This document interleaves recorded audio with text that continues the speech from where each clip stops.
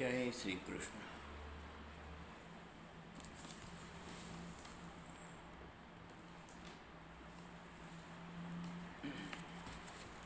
हरे हरे राम राम राम हरे हरे. हरे कृष्ण कृष्ण कृष्ण हरे हरे. हरे राम राम राम हरे हरे. हरे कृष्ण कृष्ण कृष्ण हरे हरे. हरे राम राम राम हरे हरे. हरे कृष्ण कृष्ण कृष्ण हरे हरे. हरे राम राम राम हरे हरे. हरे कृष्ण कृष्ण कृष्ण हरे हरे. हरे राम राम राम हरे हरे. हरे कृष्ण कृष्ण कृष्ण हरे हरे. हरे राम राम राम हरे हरे. हरे कृष्ण कृष्ण कृष्ण हरे हरे. हरे राम राम राम हरे हरे. हरे कृष्ण कृष्ण कृष्ण हरे हरे. पुंडलिक वरदा हरि विठ्ठल श्री ज्ञानदेव तुकाराम पंढरीनाथ भगवान की जय. मौली ज्ञानेश्वर महाराज की जय. जगद्गुरु संत तुकाराम महाराज की जय. जय जय रघुवीर समर्थ. वक्रतुंड महाकाय सूर्यकोटि समप्रभ निर्विघ्नं कुरु मे देव सर्वकार्येषु सर्वदा. सर्वमंगलमांगल्ये शिवे सर्वासाधके शरण्ये त्र्यंबके गौरी नारायणी नमस्ते. गुरुर्ब्रह्मा गुरुर्विष्णू गुरुर्देवो महेश्वरा. गुरुर्साक्षात् परब्रह्म तस्मै श्री गुरुवे नमः. वसुदेवसुतं देवं कंसचाणूरमर्दनं देवकी परमानंदं कृष्णं वंदे जगद्गुरु. जयाचा जगी जन्म नामार्थ झाला. जयाने सदा वास नामात केला. जयाच्या मुखी सर्वदा नामकीर्ती. नमस्कार त्या ब्रह्मचैतन्यमूर्ती. जरितिरिवणी धेनु आठवी वत्सनित्य. जनन करी कामे बालका पाचिकित्त. तदुपरी गुरुमाये लेकुरा ठेवी प्रेम. श्री सद्गुरु रामानंद तुम्हा प्रणाम. आहे तू जननी मदियन कळे अज्ञान मी लेकरू. घाली गे मम प्रेम पाकर सदा दूरी नको गे धरू. प्रेमे बाहत मुक्त कंठ करुणी नाही दुजे बंधन. प्रल्हादा गुरुराज यानित तुम्हा माझे असो वंदन. जय जय रघुवीर समर्थ. अनंत कोटी ब्रह्मांड नायक राजाधिराज सच्चिदानंद सद्गुरु श्री ब्रह्म चैतन्य रामानंद प्रल्हाद महाराज की जय. जय जय रघुवीर समर्थ. भागवत कथेचा दिवस 4 आणि आजचा कथाभाग 2. कालच्या कथेमध्ये आम्ही वामन अवतार पाहिला. वामन अवतारानंतर मत्स्य अवतार, अंबरीश कथा हा भाग आम्ही पाहिला. आज आपण हरिश्चंद्राचे चरित्र म्हणजे स्कंद 9 अध्याय 7 आणि 8. अत्यंत उत्तम आणि उद्बोधक असं हे चरित्र आपण इथं बघणार आहोत. आणि यातून आम्हाला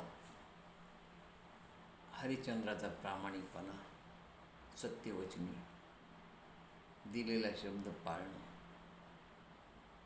या काही उत्तम गुणांचा बोध होतो. ही कथा त्यागाची, वैराग्याची आहे, सत्याची, धर्माची आहे. धर्मासाठी आणि सत्यासाठी स्वतः राजा विकला, राणी विकली, मुलालाही स्वतःला त्यांनी विकलं. राज्य त्याग केला पण सत्य सोडलं नाही. असा सत्यवचनी असणारा राजा हरिश्चंद्र. पण त्याच्या जीवनामध्ये देखील अनेक त्याच्यावरती वाईट प्रसंग आले. त्या सगळ्या गोष्टींना प्रारब्धाचा भोग म्हणून त्यानं त्या भोगल्या. अनेकदा या कथेचं चिंतन करताना श्रोता हाच प्रश्न विचारतो. ज्ञानी श्रोता विचारतो की राजा हरिश्चंद्रासारखा सत्यवचनी राजा, दानशूर राजा, प्रजाहित करता, प्रजा आणि असा सद्व्यवहारी असणारा राजा मग या हरिश्चंद्र राजाला स्वतःला, स्वतःच्या पत्नीला, मुलाला विकण्याची वेळ काय यावी? एवढा भगवंत का कसोटी पाहतो?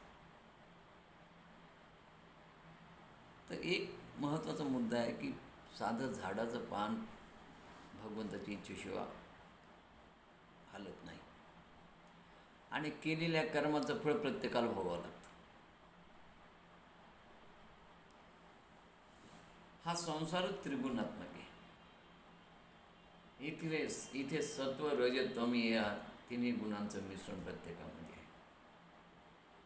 आणि या संसारामध्ये सत्वगुण आहे, रजोगुण आहे, तमोगुण आहे. हा रजोगुण आणि तमोगुण एखाद वेळेस उफळ आल्यानंतर माणसाच्या मनामध्ये माया, मोह, प्रेम, तिरस्कार उत्पन्न होऊ शकतो. आणि या रजोगुणातून उत्पन्न झालेल्या मोहामुळे, आसक्तीमुळे, पुत्र आसक्तीमुळे त्याच्या हातून एक चूक झाली. चूक म्हणा किंवा पुत्र आसक्ती, पुत्राच्या प्रेमापोटी त्यांनी हे केलं. काय काय इक्ष्वाकू कुळाचं, या सूर्यकुळाचं एक वैशिष्ट्य, या संपूर्ण कथा सूर्यकुळातल्या पाहिल्यानंतर आमच्या समोर असे अनेक म्हणजे राजे आणि असे उदाहरण आहेत. पहिलं उदाहरण म्हणतो की या इक्ष्वाकू कुळामध्ये रेणू राजा झाला, इक्ष्वाकू कुळामध्ये दशरथ राजा झाला, इक्ष्वाकू कुळामध्ये हरिश्चंद्र झाला, इक्ष्वाकू कुळामध्ये मांधाता झाला. पण या सगळ्या राजांचे जेव्हा तुम्ही समस्या पाहाल तर या सर्वांना संततीच ती समस्या, संतती दोष या सगळ्यांमध्ये. इक्ष्वाकू कुळाच्या मांधातालाही संतती नसल्याने त्यानं पुत्रकामेश यज्ञ केला. आता पुत्रकामेश यज्ञ केल्यानंतर त्या यज्ञाचं अभिमंत्रित जल जे राणीला द्यायचं ते चुकून राजाने पिलं. आता राजाने पिल्यानंतर मग राजाचं शिधर करावं लागलं. राजाला दिवस गेले, राजा गरोदर राहिला, त्याची डावी कुश फाडून त्यातून मग तो मांधाता आला.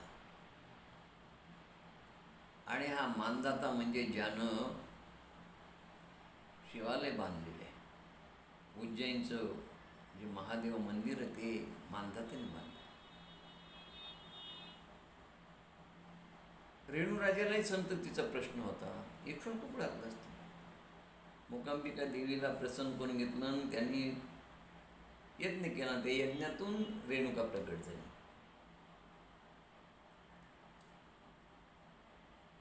तसा हरिश्चंद्र राजालाही प्रश्न होता. दशरथालाही पुत्रकामेश यज्ञ करावा लागला. तेव्हा मग त्या पुत्रकामेश यज्ञातून दिलेल्या त्या पायसाच्या प्रसादातून राम, लक्ष्मण, भरत, शत्रुघ्न झाले. तसा या राजा हरिश्चंद्रालाही फार मोठा प्रश्न निर्माण झाला होता. त्याला संतती नव्हती, काय करावं. मग त्याने काय केलं की विश्वामित्र ऋषीने त्याला मार्गदर्शन केलं आणि सांगितलं, तू वरुणाची कृपा प्राप्त करून घे. त्याने वरुणाला प्रसन्न करून घेतलं. वरुण देवतेनं त्याला सांगितलं, बाबा तुला पुत्र हवा कशासाठी? त्यानं सांगितलं, बाबा पुत्र यासाठी हवा की जोपर्यंत पुत्राची प्राप्ती होत नाही तोपर्यंत स्वर्गाचा दरवाजा उघडला जात नाही, असं शास्त्र सांगतं. मुक्तीसाठी पुत्र आवश्यक. आणि माझी एक इच्छा आहे की समाजाने संतती नाही म्हणून नाव ठेवू नये. कमीत कमी याकरता तरी मला पुत्र व्हावा ही माझी अपेक्षा आहे. वरुणाने राजाने सांगितलं, ठीक आहे तुला पुत्र होईल, पण तू एक अट आहे, तुला पुत्राची आसक्ती नसावी. पुत्राची आसक्ती नाही, तुला फक्त संतान हवी. संतान मी देतो, पण तू ती संतान लगेच यज्ञ करून ती संतान तू मला बळी द्यावं लागेल. आता फार मोठा प्रश्न पडला यांच्या पुढे. पण यांनी विचार केला की दोन गोष्टी विचार केल्या. ठीक आहे, हो म्हणावं, पुढे पाहू काय होईल, काहीतरी मार्ग निघेल एक. आणि दुसरी गोष्ट यांनी विचार केला, ठीक आहे आपल्याला निपुत्रिक म्हणून तर मृत्यू येणार नाही. आणि या अटीवर त्यांनी त्यावेळेस राजा हरिश्चंद्रानं विचार करून होकार दिला. होकार दिल्यानंतर मग पुढे तो वरुण राजा आले त्याच्या बारशीच्या दिवशी. तर त्यांनी वरुण राजाला हरिश्चंद्रांनी तिकडून सांगितले, अहो त्याचं आताची बारस आहे, आज तरी त्याचं नामकरण विधी, आज त्याचं यजन कसं करू. ठीक आहे. नंतर बारशानंतर आल्यानंतर त्याने सांगितलं, अहो 1 महिना तरी होऊ द्या. 1 महिन्यापर्यंत तरी त्या बाळंतिणीला वृद्धी असते, त्यामुळं आम्हाला यज्ञ करता येत नाही. 12 दिवस झाले, पुढे 18 दिवस संपले, महिना संपला. महिन्यानंतर परत आल्यानंतर म्हणाले, पा त्याचे दुधाचे दात पडू द्या म्हणाले, म्हणजे तो यज्ञात बळी द्यायला योग्य होईल. ठीक आहे म्हणाले. परत वरून आल्यानंतर त्याने सांगितले, पा म्हणाले त्याच्यावर कुठलाच आमचा संस्कार झालेला नाही, त्याला द्विज होऊ द्या, त्याला यज्ञोपवीत धारण करू द्या. यज्ञोपवीत धारण केल्यानंतर मी तुम्हाला पुत्र देईन. 1, 2, 3, 4, 5 अनेक वेळा असं घडलं. घडल्यानंतर आता रोहित मोठा झाला होता. रोहितला एक कळालं की माझे पिताश्री मला वरुण देवतानं प्रसाद म्हणून दिला आणि वरुण देवतेला मला यज्ञामध्ये बळी देणार. म्हणून त्यांनी घरदार सोडलं आणि ते वनात निघून गेले. वनात निघून गेल्यानंतर इंद्राणीची भेट झाली. इंद्राने सांगितलं की बरोबर ते खरं आहे म्हणाले. मग आता पुत्र नाही, पुत्र घर सोडून गेलेला आहे. वरून राजे आल्यानंतर त्याने सांगितलं, पण मी माझा पुत्र द्यायला तयार होतो, पण पुत्रच माझा घर सोडून गेलेला आहे. त्यास वरून राजे म्हणले, प्रत्येक वेळेस आलून प्रत्येक वेळेस तू मला नकार दिला ना, तुझ्या मनातच पुत्राबद्दलची आसक्ती आहे, प्रेम आहे, आणि त्या आसक्तीमुळं तू मला तुझा पुत्र देत नाही. तू मात्र ज्यावेळेस मला वर मागितलं त्यावेळेस तुला हे मी स्पष्ट सांगितलं होतं, पण त्यावेळेस तू मला सांग, मी माया ममता सोडेल, मला फक्त निपुत्रिक म्हणून मला मृत्यू नको, म्हणून मला पुत्र हवा. या अटीवर मी तुला पुत्र दिला. तू मायेमुळं ममतेमुळं तू प्रत्येक वेळेस खोटं बोलत गेलास, आणि आजही तू खोटं बोलत आहेस, म्हणून तुला माझा शाप आहे की तुला जलोदर नावाचा रोग होईल. हरिश्चंद्र जलोदर नावाचा रोग. मग यातून मुक्त होण्यासाठी वशिष्ठांनी एक योजना सांगितली. म्हणाली याप्रमाणे पुत्राचे 16 प्रकार सांगितले वशिष्ठांनी. तुम्हाला पुत्र प्राप्त करून घेता येतो, आणि त्यामुळे तुम्हाला विकत देखील मुलगा घेता येतो. हे वशिष्ठांनी सांगितल्यानंतर मग त्याने आपल्या सेनापतींना सांगितले की बघा, आपल्या राज्यात कोणी एखादा गरीब असेल, ज्याला जास्त संतती असेल, आणि तो जर एखादा मुलगा विकायला तयार असेल तर आपण त्याला विकत घेऊन त्याचा बळी देऊ. प्रधान आणि सेनापतींनी हेरलं एका सामान्य असणाऱ्या गरीब वृत्तीच्या एका ऋषीला, आणि त्या मुनीकडनं तो मुलगा विकत घेतला, आणि यजन करून तो वरुणाला बळी द्यायचा ठरल्यानंतर त्या मुलाला जेव्हा कळाले की मला बळी देणार, तेव्हा तो यज्ञ बळी बांधलेला असताना तो दुःख करू लागला, दुःख विवल झाला, रडू लागला. विश्वामित्र तिथे आले. विश्वामित्राने तो यज्ञ थांबविण्याचा प्रयत्न केला, पण हरिश्चंद्रानं ऐकलं नाही. शेवटी विश्वामित्राने त्या मुलाच्या कानामध्ये वरुणाचा मंत्र दिला, आणि त्या मुलानं त्या वरुणाचा मंत्र म्हणल्यानंतर काही काळानंतर वरुण देवता प्रसन्न झाली, आणि वरुण देवतेनं सांगितलं की तू याला सोड, याचा बळी देऊ नको, कारण यानं माझी आराधना करून मला प्रसन्न करून घेतलं. म्हणून फार झाला तर म्हणले तू याला सोड, मी तुला दिलेल्या शापातून तुला मुक्त करतो. परंतु हे सगळं घडलं विश्वामित्रामुळे घडलं. पण विश्वामित्राचा आणि वशिष्ठाचा 36 आकडा होता, आणि वशिष्ठ तर कुलगुरू होते. म्हणजे विश्वामित्रामुळं तो शापातून मुक्त झाला, जलोदर नाहीचा झाला, आणि जो पुत्र बळी द्यायचा होता तोही त्याचा शाप नाहीसा झाला. आनंद झाला त्यांना. आता या विश्वामित्राची फार उपकार या राजा हरिश्चंद्र. विश्वामित्र म्हणजे हा जो याचे पिताश्री होते सत्यव्रत उर्फ त्रिशंकू, तो सत्यव्रत वेगळा. ज्या सत्यव्रत राजासाठी भगवंतानं आत्मतत्वाचा उपदेश केला, मत्स्यपुराण सांगितलं, तो राजा सत्यव्रत मनु होता, तो धार्मिक वृत्तीचा होता, पण तो हा मात्र दुर्गुणी दुराचारी होता, ज्याला वशिष्ठाच्या शापामुळे पिशाच्य व्हावं लागलं. असा हा त्रिशंकू उर्फ सत्यव्रत राजा होता. आणि याच्या पोटी हरिश्चंद्रासारखा पुत्र जन्माला आला. पण सत्यव्रत मात्र अत्यंत अधार्मिक वृत्तीचा, नीच वृत्तीचा, दुर्गुणी दुराचारी होता. या सत्यव्रत राजानं वशिष्ठांना सांगितलं की मला तुम्ही सदैव वैकुंठाला पाठवा, पण वशिष्ठ म्हणे तुझ्यासारख्या पाप्याला सदैव वैकुंठाला पाठवता येत नाही. कारण याने दुर्गुण दुराचारी वृत्तीमुळे याने विवाहातून एका विवाहितेला पळवून नेलं होतं सत्यव्रत राजानं.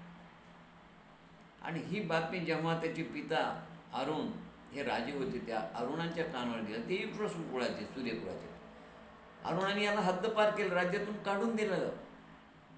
आणि राज्यातून हद्दपार झाल्यानंतर दुष्काळ पडला होता, कुठं अन्न मिळणं, काही मिळणं. त्यावेळेस याने वशिष्ठाची येऊन गाय तिचा वध केला, गोवध करून तिचं मांस भक्षण केलं.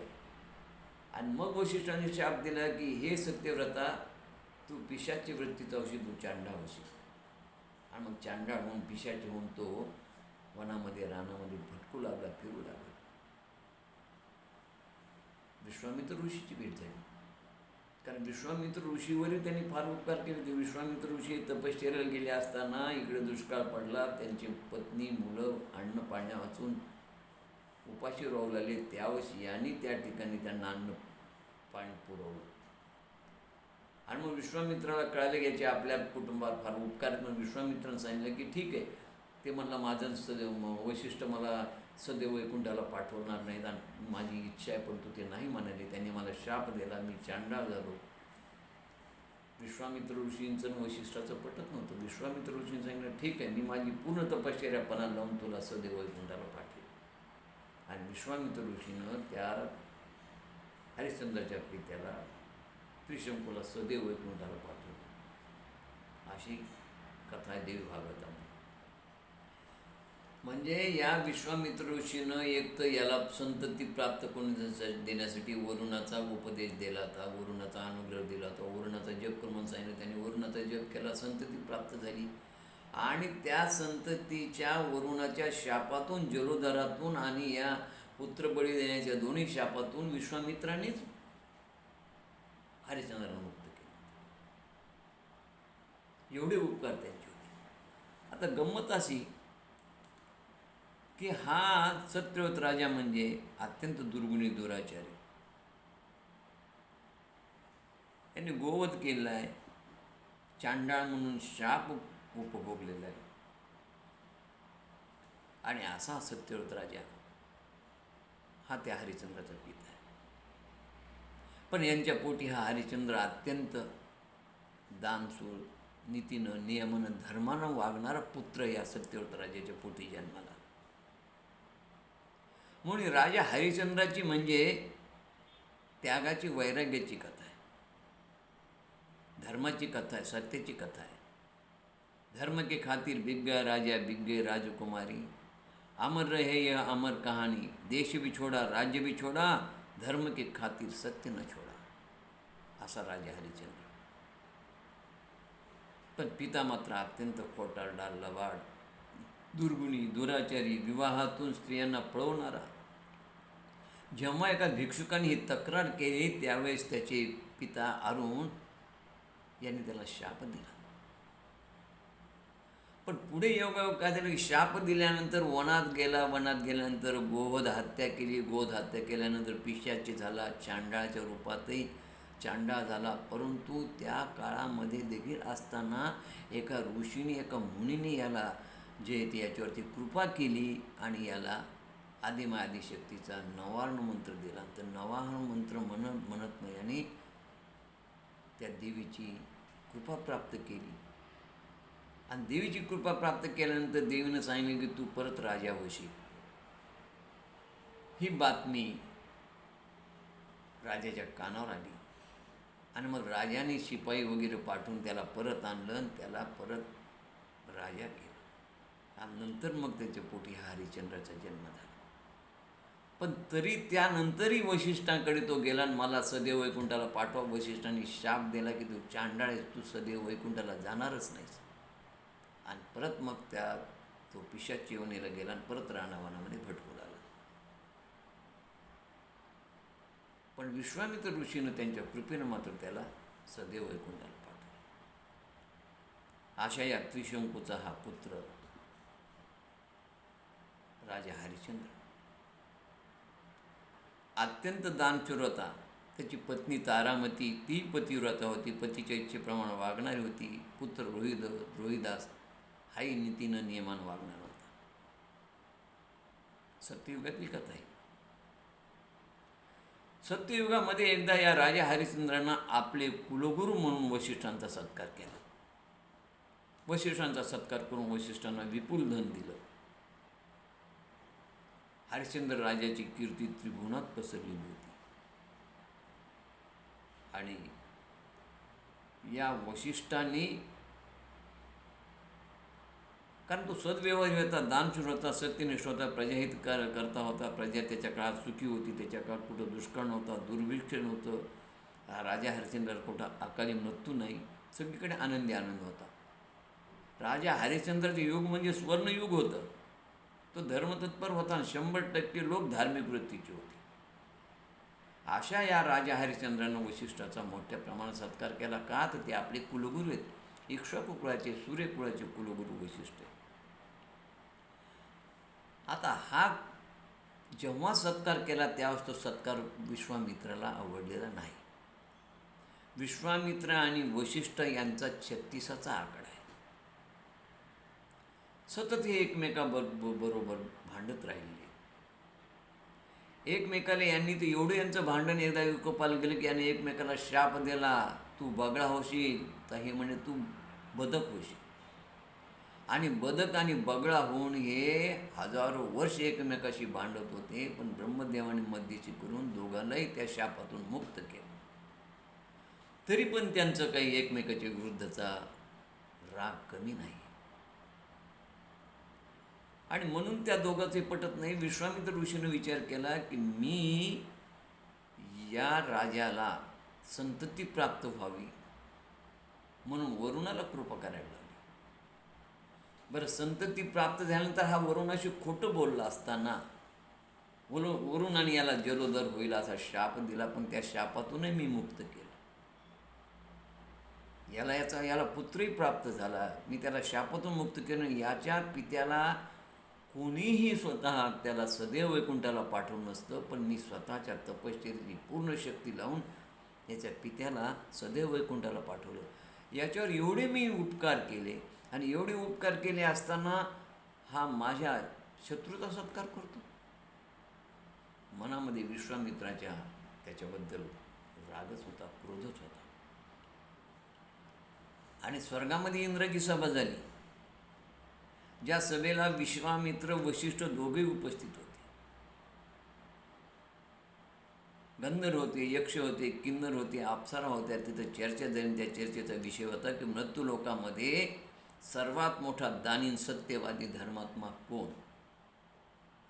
वशिष्ठांनी छातीठोकपणानं सांगितलं की मृत्यू लोकामध्ये एकमेव दानी, सत्यवादी आणि धर्मात्मा आहे, तो म्हणजे राजा हरिश्चंद्र.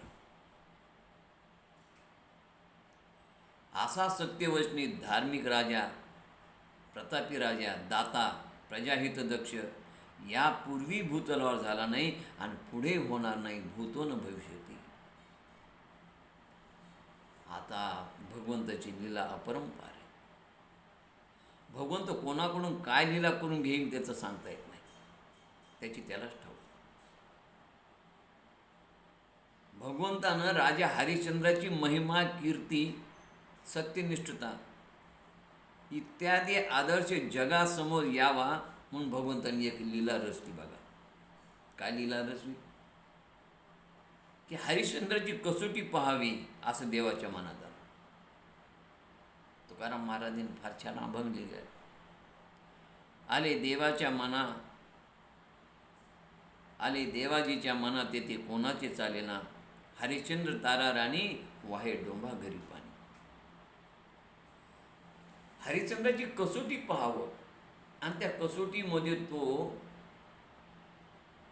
निपुण व्हावा. कसोटीला त्यानं सामोरं जावं. त्या कसोटीतून तो तावून सुलाखून निघावा आणि सोन्याप्रमाणे त्याची कसोटी व्हावी. आणि या कसोटीनंतर माझ्या हरिश्चंद्राचं नाव सगळ्या त्रिगुणात व्हावं. आणि ही कसोटी विश्वामित्राला पाहण्याची बुद्धी देणारा भगवंतच, आणि त्या कसोटीला पूर्णत्वाला उतरायला लावणाराही तसे सद्गुण देणारा हरिश्चंद्रामध्ये भगवंतच. आणि म्हणून स्वर्गात अशा प्रकारचा ही सभा झाल्यानंतर तिथं विश्वामित्र ऋषीच्या मनामध्ये विकल्प निर्माण झाला. विश्वामित्र ऋषीनं तिथं स्पष्ट त्या सभेत सांगितलं की वशिष्ठ काही सांगतात. वशिष्ठाचा राजा हरिश्चंद्राने सत्कार केल्यामुळे वशिष्ठ त्याची बाजू धरतात, परंतु मी सिद्ध करून दाखवेल की हरिश्चंद्र राजा सत्यवादी नाही, तो धर्मात्मा नाही, तो दानी नाही, हे मी सिद्ध करून दाखवेल. अशा प्रकारचं चॅलेंज त्यांनी त्या ठिकाणी दिलं. याच्यामध्ये भगवंताचीच इच्छा होती, आणि म्हणून भगवंतानी अशा प्रकारे भगवत इच्छा आहे की हरिश्चंद्राची कसोटी पाहावी, आणि म्हणून भगवंताने ही लीला केली. हरिश्चंद्र पूर्ण कसोटीला उतरेल ही भगवंताला पूर्ण खात्री होती, कारण हरिश्चंद्र हे सोनं होतं, प्युअर सोनं होतं. कसोटी सोन्याची असती, खाणीतून देखील सोनं तापून सुलाखूनच निघतं, तेव्हा ते चमकदार होतं. आणि म्हणून वशिष्ठांनी इंद्र दरबारामध्ये हरिश्चंद्राची जी तारीफ केली, विश्वामित्राला राग आला, आणि त्यांनी ठरवलं की मी याची कसोटी पाहणार आणि सिद्ध करणार की राजा हरिश्चंद्र सत्यवचन. आणि अशा रीतीनं तो विकल्प विश्वामित्राच्या मनामध्ये भगवंतांनी निर्माण केला. आणि मग विश्वामित्राच्या मनात विचार आला की मी सदैव वैकुंठाला याच्या पित्याला सांगितलं, वरुणाच्या शापातून जलोदरामधून मी त्याला मुक्त केलं, माझा न करता वशिष्ठाचा सत्कार केला. तो पूर्वग्रह जो त्याच्या मनात होता तो आता जागृत झाला. आणि काय झालं की त्यावेळेस एक तत्कालीन कारण असं घडलं म्हणे की त्यावेळेस एक देवांगना या भूतलावरती आली, आणि विश्वामित्राने ती देवांगना प्राप्त व्हावी म्हणून तपश्चर्या सुरू केली. राजा हरिश्चंद्र हे राज्यात फेरफटका करत असताना त्यांना ही बातमी कळाली की एका देवांगनेसाठी, त्या अप्सरेसाठी तपश्चर्या करत आहे, ना अप्सराला इच्छा नाही आहे विश्वामित्र ऋषीबरोबर राहावं,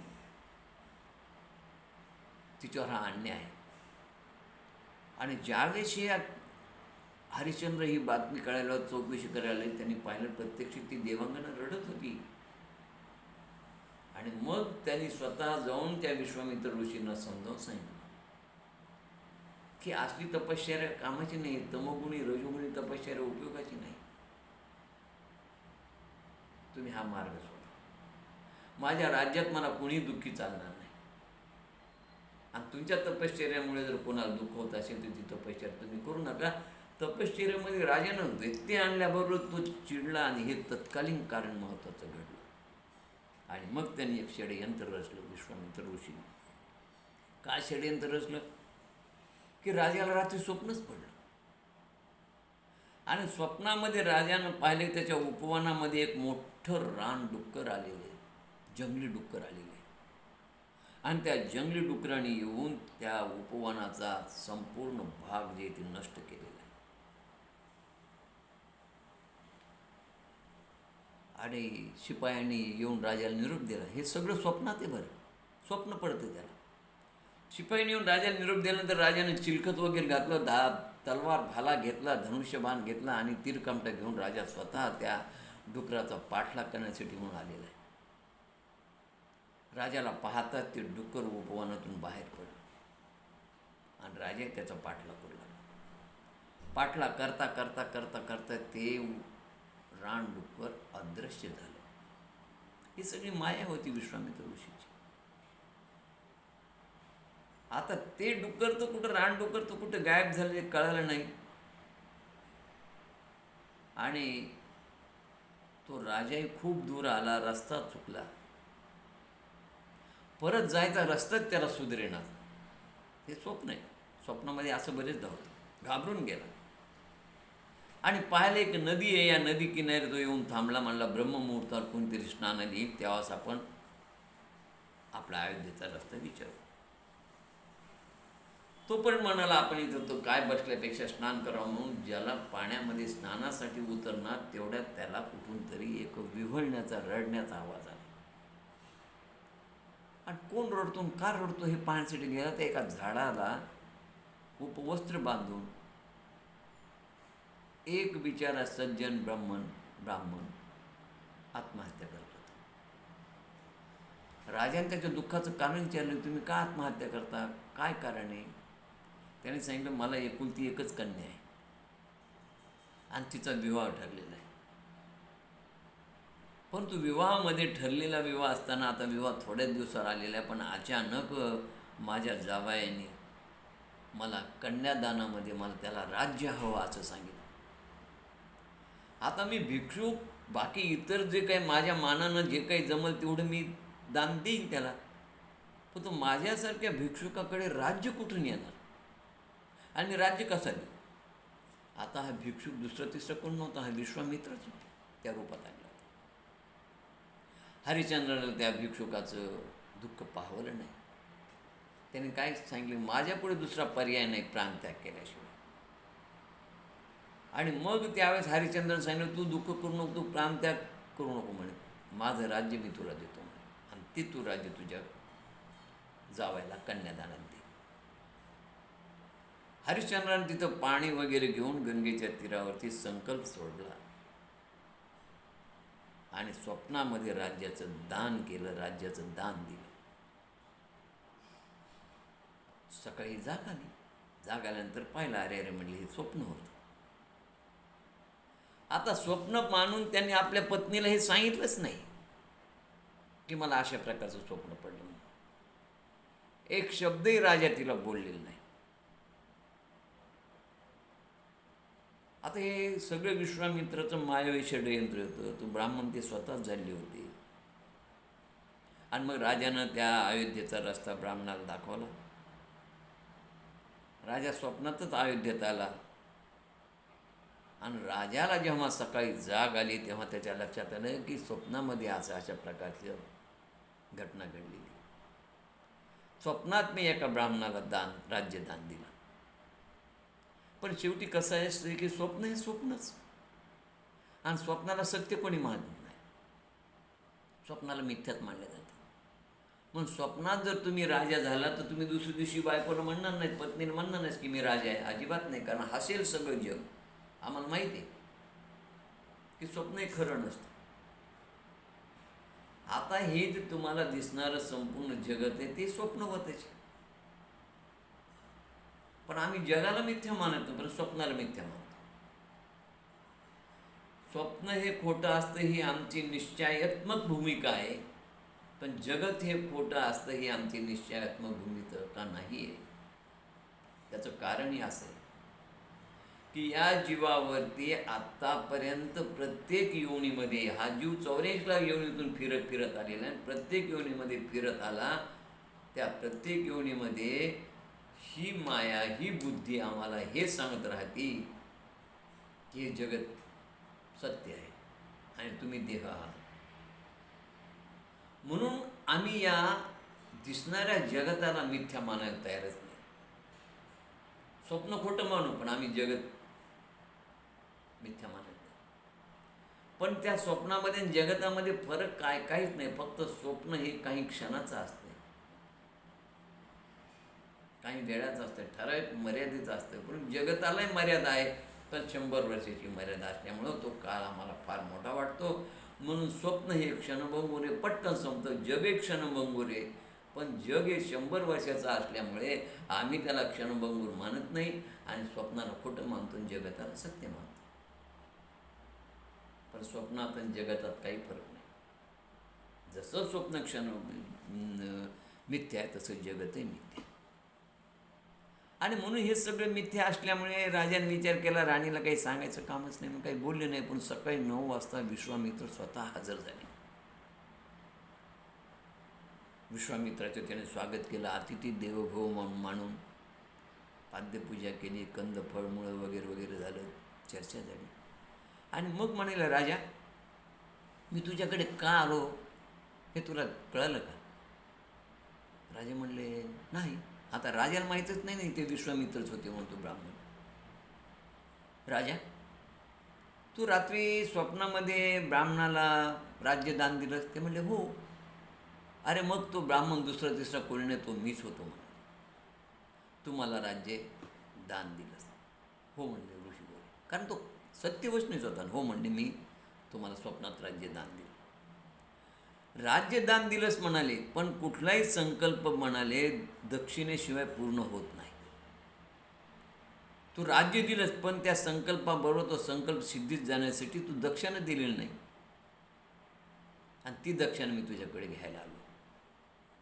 ते 2.5 भार सोनं तू मला दक्षिणा दे, म्हणजे तुझा संकल्प सिद्धीला जाईल. तू ईश्वाकुळातला आहे, सूर्यकुळातला आहे. सूर्यकुळाचं वैशिष्ट्य प्राण जाय पर वचन न जाय. तो म्हणला, बरोबर आहे, मी तुम्हाला राज्य दिलं, पण दक्षिणा देण्यासाठी थोडी मला मुदत द्या, काही सवलत द्या. कारण या राज्यातलं जे काही आहे त्यातलं तुम्हाला मला दक्षिणा म्हणून देता येणार नाही, कारण या राज्यावर माझा आता अधिकारच नाही. हे राज्य स्वप्नात का होईना तुम्हाला दिलं म्हणल्यानंतर संपलं माझं. मग आता मला तुम्हाला जर दक्षिणा द्यावं लागते, दक्षिणा ही मला कुठून तरी इतर मार्गाने, इतर ठिकाणून, या राज्याच्या बाहेर जाऊन मला काहीतरी माझा देह कुठेतरी गहाण ठेवून, या देहाला कुठेतरी गुलाम म्हणून ठेवून कुठंतरी काम करावं लागेल, आणि काम करून तुम्हाला मला ते 2.5 भार सोनं आणून द्यावं लागेल. त्यामुळे मला थोडी मुदत द्या. विश्वामित्र ऋषी म्हणले, ठीक आहे म्हणजे, मी तुला मुदत देतो, पण तुला 2.5 भार सोनं द्यावं लागेल. आता राजानं विचार केला की आता मात्र स्वप्नातील ही कथा आपल्याला राणीला ही हकीकत सांगावीच लागेल. आणि म्हणून राजाला राज्याची धनाची चिंता मुळीच नव्हती. त्यांनी राणीला हे सगळं सांगितलं. पण राणी सामान्य नव्हती. ती आदर्श पतिव्रता स्त्री होती. दोघांचं शरीर 2 होते, पण आत्मा एकच होता. दोघांचा निर्णय एकच असायचा. ते ना हरिश्चंद्राला म्हणाले, खिन्न होऊ नका तुम्ही, दुःखी होण्याचं काही कारण नाही म्हणाले. तुम्ही स्वप्नात त्या ब्राह्मणाला दान दिलं ते योग्य केलं म्हणाले. कारण राजा तारा ही पतिव्रता स्त्री होती, व पतीनं केलं ते योग्यच केलं असं तिचं मत होतं. तुम्ही त्या असह्य ब्राह्मणाला दान दिलं म्हणाले, फार चांगली गोष्ट केली म्हणाले. अहो, काय पडलं त्या राज्यामध्ये आणि काय पडलं त्या धनात? हे राज्य किती काळाचं? औट घटकेचं हे राज्य. ये 4 दिन की चांदनी आज है कल नाही. खरं सुख, समाधान, सद्गती दान धर्मात आहे. दुःखिताचं दुःख निवारण करण्यात आहे, आणि हा खरा पुरुषार्थ आहे. त्या ब्राह्मणाचं तुम्हाला दुःख पाहवलं नाही, तुम्ही ते राज्य दिलं, त्याची याचना पूर्ण केली. हा विचार मला आवडला. तुम्ही सत्व जाऊ दिलं नाही, आणि त्यामुळंच बघा, सत्व न जाऊ दिल्यामुळं राजा हरिश्चंद्राची आणि तारामतीची कीर्ती आज अमर झाली. तिनं सांगितलं, मी तुमच्याबरोबर वनात यायला तयार. पत्नी ही पतीच्या सुखदुःखाची भागीदारी नसते. तुमच्या सुखात मी सुखी, तुमच्या दुःखात मी दुःखी. तुम्ही राज्य सोडून जिथं जाल तिथं मी तुमच्याबरोबर येईल, आणि तुमच्या सुखदुःखाची भागीदारी होईल. दोघांनी निश्चय केला की आपण वल्कले धारण करून अयोध्या सोडून जाऊ. ही बातमी ऐकून अयोध्येमध्ये हाकार माजला. हो, लोक दुःख करू लागले की एवढा मोठा सत्यवचनी असणारा राजा, ज्याच्या हाताखाली आज नोकर चाकर आहेत, त्याला हे सगळं सोडून स्वतः कोणाच तरी चाकरी करावं लागेल. लोकांना खूप वाईट वाटलं. आता राजाने तर निश्चय केलं की जायचं कुठं, हा विचार आहे. आणि मग राजा हरिश्चंद्राच्या लक्षात आलं की आपण सारी पृथ्वी दान दिली, ठीक आहे, पण काशी, अहो पृथ्वी 9 खंड आहे, काशी पृथ्वीमध्ये येत नाही, काशी हा 10वा खंड आहे, जिला विष्णूनं शंकर भगवंतानं निर्माण केलेलं आहे. ती शंकराच्या त्रिशूळावर स्थित आहे, शंकराची राजधानी आहे, ती जन्ममरणाच्या पलीकडे आहे, मृत्यूला तारणारी आहे मृत्यूतून. आणि अशा काशीला जाऊन आपण त्या ठिकाणी आपला देह गुलाम म्हणून कोणाला तरी विकू आणि त्या काशीमध्येच आपण प्राणत्याग करू, म्हणजे आपण मुक्त होऊ. असा विचार राजा हरिश्चंद्राने केला. म्हणून राजा हरिश्चंद्र तारामती रोहिदासी वाराणसीमध्ये आले. वाराणसीमध्ये आल्यानंतर विश्वामित्र ऋषी मूळ रूपात आले आणि विचारलं, काय झालं राजा? त्याने सांगितलं, अजून अर्धा दिवस बाकी आहे, सायंकाळपर्यंत मी देण्याचा प्रयत्न करतो. त्याने सांगितलं, सायंकाळपर्यंत जर तुझी जर मला दक्षिणा आली नाही तर मी शाप देईन. आता त्या दशाश्वमेध घाटावर यांची चर्चा झाली. त्याच घाटावरती विश्वामित्र ऋषी तिथून अदृश्य झाल्याबरोबर राजानं त्या घाटावरती जाहीर केलं की मी हा देह या ठिकाणी गुलाम म्हणून विकणार आहे. राणीने त्याला धीर दिला, तुम्ही एकटे तुमचा देह का विकता? सत्याचं पालन करण्यासाठी वाटेल ते करण्याची माझी तयारी आहे. माझ्या पित्यानं पाणीग्रहण करून तुम्हाला मला दिलेलं आहे. तुम्ही एकटा तुमचा जीव धोक्यात घालू शकत नाहीत, एकटा तुमचा देह गुलाम म्हणून काम करणार नाही. माझ्यावर तुमचा पूर्ण अधिकार आहे आणि या देहानं तुमची मदत झाली तर हा देह सत्कारणी लागला असं मी समजेन.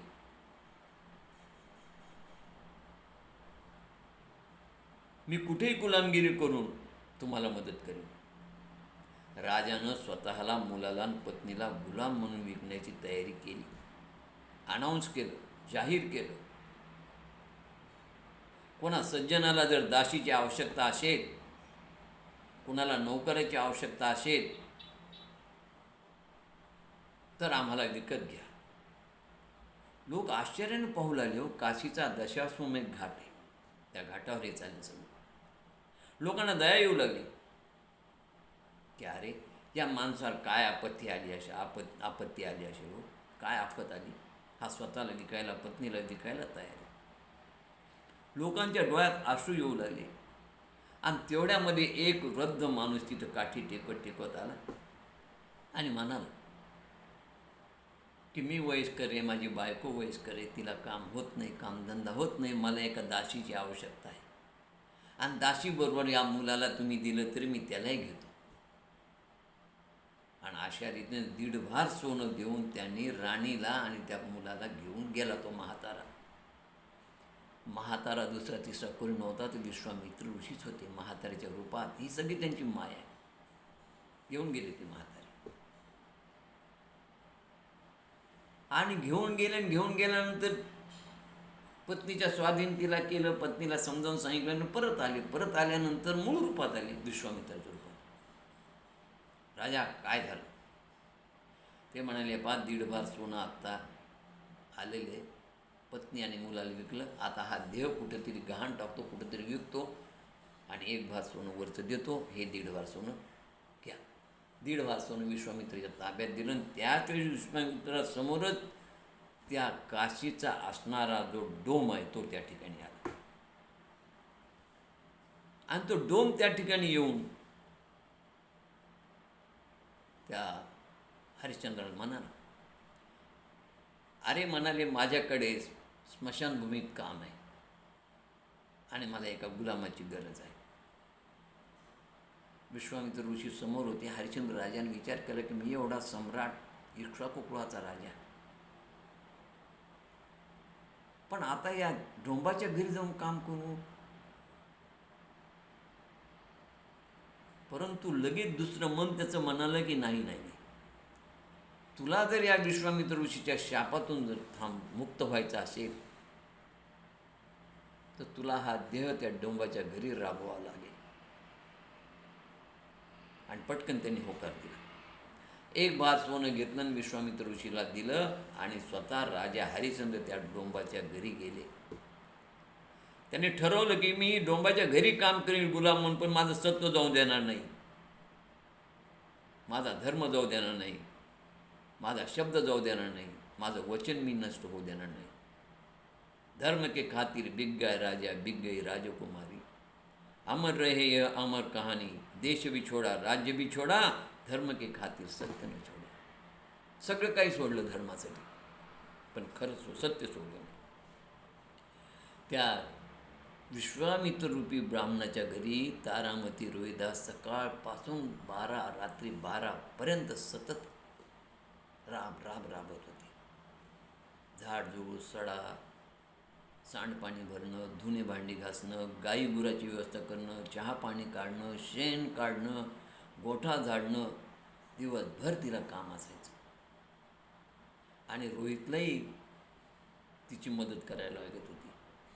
शेतात जाऊन फुलं आणणं, पत्रे आणणं, भाजी आणणं, छोटी छोटी कामं त्याला करावं लागत होती. सगळी कसोटीच विश्वामित्र पाहत होते. दुष्ट व्यवहार होता सगळा, त्रास देत होते. आणि डोंबाच्या घरी तर काय पाहायचं, डोंब म्हणजे स्मशानभूमीत काम करणारा. पूर्वीच्या काळी त्याला स्मशानजोगी म्हणत होते. या स्मशानजोगीचा अपभ्रंश होऊन पुढे पुढे त्याला मसनजोगीच ग्रामीण भागामध्ये म्हटलं गेलं. तो स्मशानात राहणारा हा जोगी, स्मशानात राहणारा हा बैरागी, स्मशानात राहून स्मशानाचं काम करणारा, म्हणून स्मशानातला जोगी. जोगी म्हणजे बैरागी. सतत त्या स्मशानभूमीवर राहून तिथंच तो राहायचा, तिथंच त्याचं खाणं पिणं, तिथंच आलेल्या लोकांची मृत्यूची विल्हेवाट करणं, त्या देहाची जाळून किंवा पुरून दोन्ही प्रकारे, आणि देखभाल करणं हे त्याचं काम. मग आता काशीसारख्या त्या स्मशानभूमीमध्ये जिथं आज हरिश्चंद्र घाट आहे, अतिउत्तम घाट आहे. आम्ही स्वतः काशीला 1 महिनाभर होतो श्रावण महिन्यामध्ये. तिथं मी काशीखंड वाचला सकाळी 9 ते 12-1 पर्यंत, आणि नंतर जेवण वगैरे झाल्यानंतर आराम करून आम्ही 4 वाजता पूर्ण काशीमध्ये फिरत होतो. पूर्ण जे काशीखंडात दिलं ते सगळं पाहत होतो, वर्ण काशीखंडात. आणि संध्याकाळी 15 दिवस रोज 2 तास रामकथा सांगितली, 15 दिवस 2 तास भागवत सांगितले. अशा रीतीने रामकथा, भागवत आणि काशीखंड या तिन्ही ग्रंथाचं त्या ठिकाणी वाचन केलं. ऐकायला, श्रवण करायला लोक होते, यात्रा कंपनी होती. त्या यात्रेनं एक श्रावण महिना पूर्ण काशीत राहून विश्वनाथाचं दर्शन आणि तिथलं स्नान, हे आमचं श्रावण महिना पूर्ण तिथे गेलं. आणि अशा रीतीने म्हणून त्या काशीमधल्या सगळ्या ह्या बाकीचे सगळे घाट पाहिले आम्ही. दशाश्वमेध घाट पाहिला, मनकर्णिका घाट पाहिला, हरिश्चंद्र घाट पाहिला, इतरही घाट पाहिले, कारण रोज आम्ही फिरत होतो. तर त्या हरिश्चंद्र घाटावरती आज एवढे त्या ठिकाणी आज सगळ्या अद्ययावत सुविधा आहे. पण त्या काळामध्ये आणि अद्ययावत सुविधासह लाकडाने देखील तिथं जाळता येतं आणि मशीनमध्ये पण जाळता येतं, जशी ज्याची इच्छा त्याप्रमाणे. 24 तास तिथं सारखे प्रेस जळत असतात. एक नाही, 10-10, 15-15, 20-20, 25-25. त्याचं कारण आहे की त्या काशीच्या पंचक्रोशीमध्ये जवळपास असणारा कुणी जर गतप्राण झाला तर त्याला काशीमध्ये नेऊन जाळतात. हरिश्चंद्राच्या काळात ह्या काही सुविधा नव्हत्या. मग त्याला रात्रभर फिरावं लागत होतं. स्मशानात आलेल्याचा टॅक्स घ्यायचा, 1 पावली त्या डब्बीत टाकून द्यायचा, त्या डब्यामध्ये 1 पावली टॅक्स. आणि जसं असेल जाळणं किंवा पूर्ण, ज्या पंथात ज्या धर्मात जसं असेल त्याप्रमाणे मग जाळायचं असेल तर लाकडाची व्यवस्था करून ते रचून द्यावं लागत होते चिता. आणि जर त्याला पुरायचं असेल तर तेवढा खड्डा खोदून द्यावा लागत होता हरिश्चंद्राला. अशा प्रकारे आतोनात कष्ट त्याला करावं लागत होतं.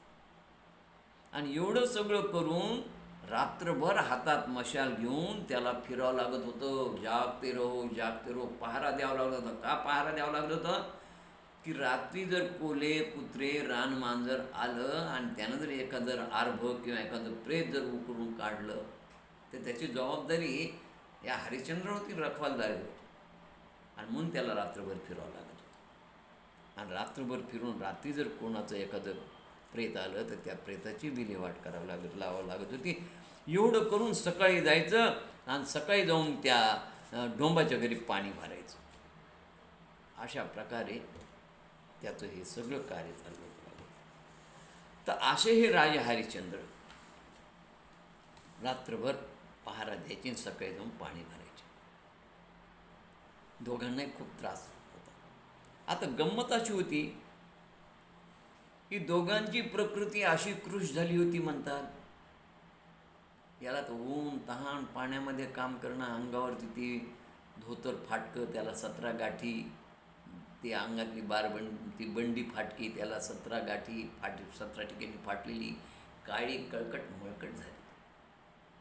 पायामध्ये काही वाहन नाही, पायतान नाही, सगळ्या पायाला भेगा पडलेल्या. तशा परिस्थितीत दुटांगी ते धोतर घातलेलं, दाढी वाढलेली, काळा कुट्ट झालेला, प्रकृती अगदी क्षीण झालेली, तशी तिची अवस्था होती. आता गुलाम म्हणल्यानंतर तुम्हाला पैसा देऊन विकत घेतलेलं आहे, मग त्या गुलाम म्हणल्यानंतर तुम्हाला काय खायला द्यायचं आणि काय खायला नाही द्यायचं त्या धन्याची जबाबदारी. काय कपडे घालायला द्यायचे आणि काय नाही द्यायचे ते धन्याची जबाबदारी. त्यांचे असलेले फाटके कपडे ते आणून द्यायचे आणि हे आपले ते शिवून वापरायचे. त्या राणी तारामतीचीच अशी अवस्था होती की तिच्या अंगावरती ते 9 वार पातळ 9 ठिकाणी त्याला जे ते शिवलेलं होतं, ठिगळं लावलेलं. काम करून कष्ट करून रात्रंदिवस मेहनत करून शिळे कुटके खाऊन तिची तब्येत अगदी अगदी क्षीण झाली होती, काळी कुट्ट पडली होती. दोघं जर समोरासमोर राहायचं एकमेकाला ओळखू शकणार नाही अशी परिस्थिती त्या दोघांची झाली होती. आणि एक दिवस अशी एक घटना घडली. रोहिदास हा फुलं आणणं आणि पत्रे आणण्यासाठी गेला असताना पूजेसाठी त्याला सर्पदंश झाला. आणि कोणीतरी येऊन सांगितलं की अहो बाई तुमच्या ताई काकू तुमचा मुलाला साप चावलाय आणि तो शेतात मरून पडला. अर्धवट काम सोडून ती भांडे सोडून जात असताना त्या विश्वामित्र ऋषी ब्राह्मणानं प्रतिबंध केला आणि तिला ते भांडे घासायला लावले. पूर्ण मोठ्या जड अंतकरणाने तिनं कसं बसं काम पूर्ण केलं आणि निघाली मुलाकडे. रात्रीची वेळ होती, कारण ही सगळी कसोटी विश्वामित्राला पाहायची होती. ही सगळी विश्वामित्राची माया होती. विजांचा कडकडाट चालू होतं, कुत्र्यांचं भुंकणं विवळणं चालू होतं. दुःखाचा डोंगर कोसळला तरी ती हताश झाली नाही. फुलाच्या झाडाखाली आली, पहा तिथं बाळ मरून पडलेलं आहे. दुःखाने तिनं हंबरडा फोडला. तिने त्याला हातावर घेतलं. कोणीतरी बाबांनी तिला स्मशानभूमीचा रस्ता दाखवला आणि ती स्मशानभूमीत आलेली. स्मशानभूमीत आल्यानंतर तिने त्या स्मशानाच्या रखवालदाराकडे, त्या डोंबाकडे, तिला काय माहीत हाच राजा हरिश्चंद्र, त्याला काही ज्ञान माहीत नाही, राजालाही माहीत नाही की हीच तारामती. दोघांनी एकमेकाला पाहायला पण ओळखलं नाही, कारण दोघांची आकृती बदललेली होती, प्रकृती बदलली होती. ती दासीचं काम करत होती, काळी टिक्कर पडली होती, शिडशिड प्रकृती होती. आणि हरिश्चंद्राला तिने ओळखलं नाही. तिला काय माहिती एक सम्राट असा या रूपामध्ये असेल. फाटक्या धोत्राला त्या 17 गाठी, डोक्याला ते फाटकं मुंडाचं बांधलेलं, ते दुटांगी धोतर, अनवाणी. एक सम्राट असा असेल शक्यच नाही. दोघे रात्रंदिवस राबत होते. त्याचा रंग काळा झाला होता, दाढी वाढली होती, केस वाढलेली होती. कसं ओळखलं? त्यानं तिला सांगितलं, बाई तुमच्या मुलाचा अंत्यसंस्कार जर करायचा असेल तर तुम्हाला टॅक्स द्यावा लागेल, 1 पावली. कुठून टॅक्स देणार हो? तिच्याजवळ पैसे कुठून येणार? तिनं बाळाला हृदयाला कवटावून धरलं आणि हंबरडा फोडला. हरिश्चंद्रानं पाहिलं, बालक तर सुंदर आहे. याच्या शरीरावर राजाची लक्षणं दिसून आली आणि हरिश्चंद्राला आपल्या रोहितचीच आठवण झाली की माझा रोहितही याच वयाचा आणि असाच असेल. ती दुःखानं आक्रोश करू लागली, छाती बडू लागली आणि दैवाला दोष देऊ लागली की अरे अरे दैवा, हे काय झालं, माझी काय देवा ही दैवगती, काय ही माझी कर्मगती, काय हा माझ्या प्रारब्धाचा भोग. अरे देवा, एका सम्राटाची पत्नी, सत्यवचनी, दयाळू, पापभिरू राजा, अरे सत्यासाठी काय वाटेल ते करणारा, धर्मासाठी वाटेल ते करणारा माझा पती देवा, अरे कोणत्या पापाचं मी फळ भोगते. आता माझे स्वामी कुठे असतील, आमची ताटाटूट झाली. देवा, राज्य गेलं, मला त्या राज्याची काही, आम्हाला दोघांनाही त्या राज्याची अपेक्षा नव्हती. एका सम्राटाची पत्नी गुलामगिरीची वेळ आली.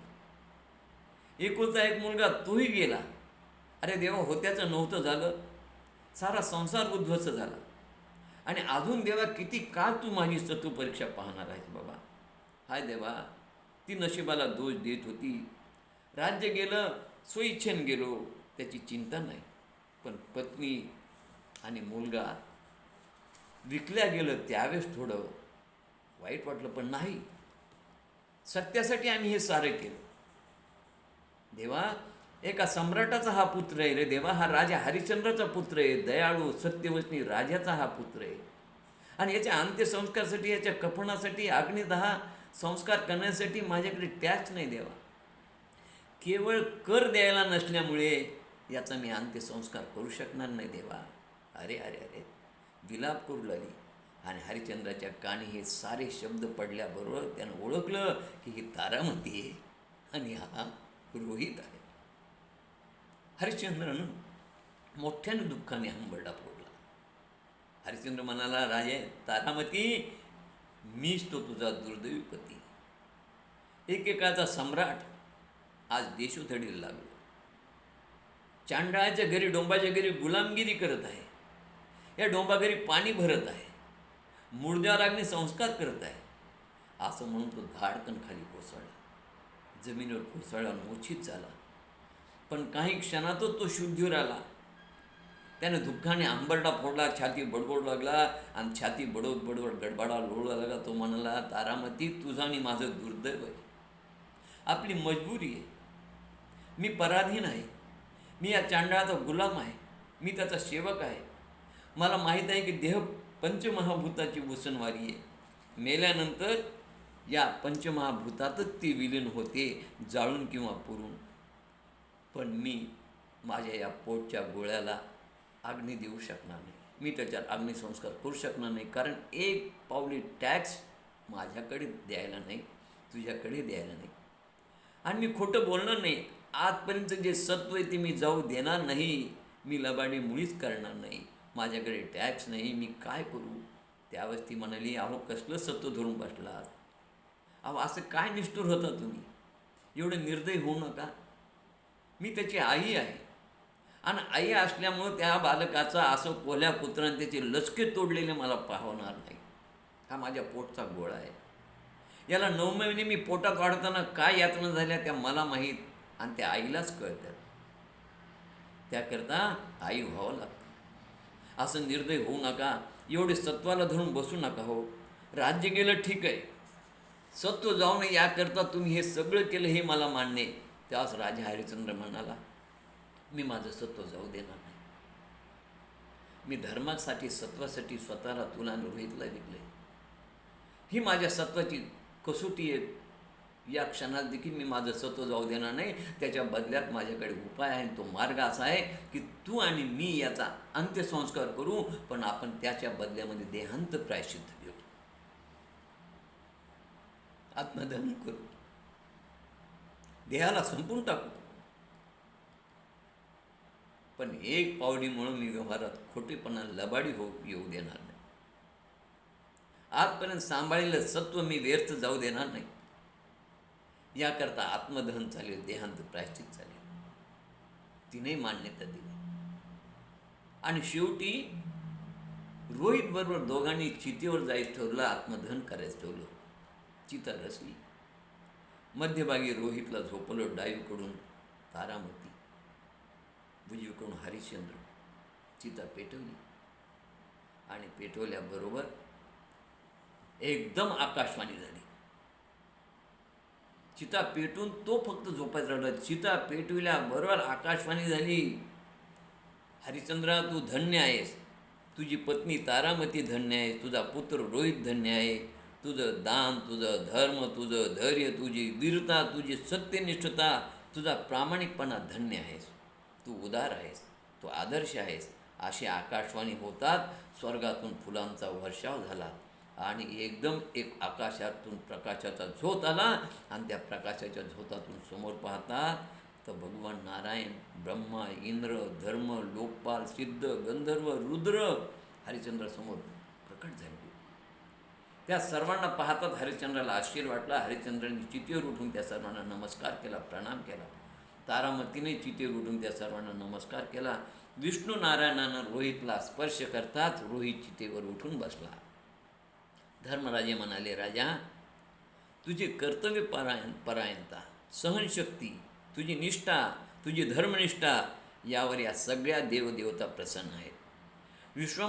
मित्राने एवढी तुझी कसोटी परीक्षा घेतली. त्या कसोटीच्या परीक्षेत तू यशस्वी झालास. ते विश्वामित्रही क्षमा मागून तुझी मैत्री करू इच्छितात. विश्वामित्राने रोहितला त्याचं राज्य दिलं. इंद्र म्हणाले, राजा, तुझी धर्मनिष्ठा, सत्याच्या प्रती असणे तुझी आस्था, सत्यवादी म्हणून तुझी या जगात गणना होईल. तुझी कीर्ती अमर होईल.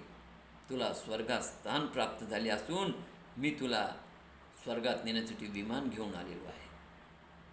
इंद्राच्या आज्ञेनं नगारे वाजू लागले. रोहितला राज्याभिषेक झाला आणि राजा आणि तारामती राणी हे स्वर्गात गेले. सत्यमेव जयते. अशा प्रकारे राजा हरिश्चंद्राची कसोटी पाहिली भगवंताने. पण ज्ञानी श्रोते एक शंका विचारतात की सत्यवचनी असणारा राजा, पण त्याला त्याच्या पत्नीला मुलाला विकावं लागलं. तर एकच आहे बघा, निसर्गाचा नियम आहे, शास्त्राचा नियम आहे की तुम्ही केलेल्या कर्माचं फळ तुम्हाला भोगावं लागतं. हे राजाचं पूर्वसंचित आहे. प्रत्येकाला भोगावं लागतं. ते राजानं भोगल्या हे पूर्वसंचित पूर्ण भोगल्याशिवायच मुक्ती नाही. ते भोगल्यानंतरच स्वर्गात स्थान प्राप्त झालं आहे. काय होतं पूर्वसंचित? वरुणाच्या शापातून मुक्त होण्यासाठी एका गरीब असह्य अशा बालकाला विकत घेऊन स्वतःच्या मुलाऐवजी त्यानं त्या बालकाचा बळी देण्याचा प्रयत्न केला. माया, पुत्रप्रेम, पुत्र आसक्ती यासाठी त्यानं ते बालक विकत घेतलं होतं. विश्वामित्रानं मध्यस्थी केली, विरोध केला आणि त्या विरोधातून, त्या मध्यस्थीमधून वरुण तिथं प्रकटले. वरुणाने त्या बालकाला बळी देण्यापासून मुक्त केलं आणि हरिश्चंद्र राजाला शापातून मुक्त केलं. परंतु हे त्या बालकाला विकत घेण्याचं कर्म केलं ना, पुढे त्याच्या हत्या अघटित घडलं नाही. वरुण तिथं प्रकट झाल्यामुळे त्या बालकाची हत्या केली नाही, तो दोष लागला नाही. पण बालक विकत घेतल्याचा दोष लागल्यामुळे हे जे पूर्वसंचित असतं हे 3 पटीमध्ये तुम्हाला पुढे फेडावं लागतं. आणि म्हणून त्या बालकाच्या बदल्यामध्ये स्वतःला, पत्नीला, मुलाला, तिघाला त्याला विकावं लागलं. असा हा त्याचा प्रारब्धाचा, संचिताचा भोग होता. झालेली कथा श्रीकृष्ण परमात्माच्या चरणी समर्पित. कथेला पूर्णविराम. जय श्री कृष्ण. कृष्ण कृष्ण कृष्ण कृष्ण कृष्ण कृष्ण कृष्ण कृष्ण कृष्ण.